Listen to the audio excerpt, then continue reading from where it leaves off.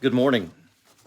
I hope that you have already received your copy of the Upper Room's Disciplines for 2021, and hopefully you've already started reading them and are enjoying them already. In the very beginning, there's some information for those who are going to study in small groups and use the disciplines as a format for that.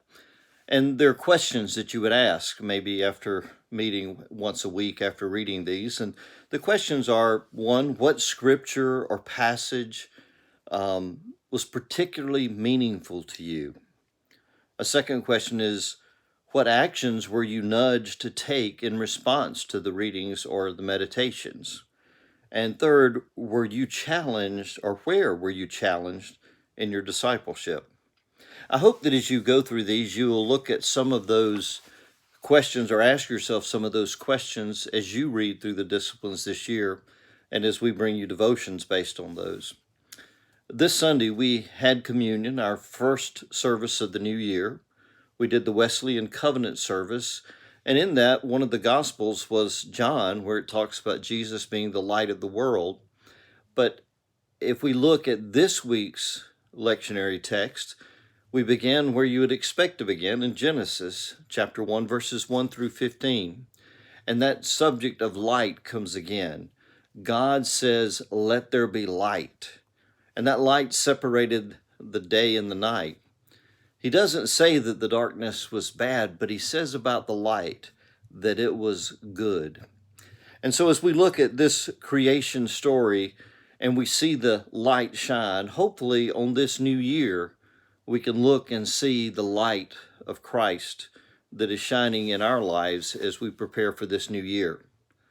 Sometimes we look and we see a new year, we make New Year's resolutions, or we do other things to prepare for something new and something fresh.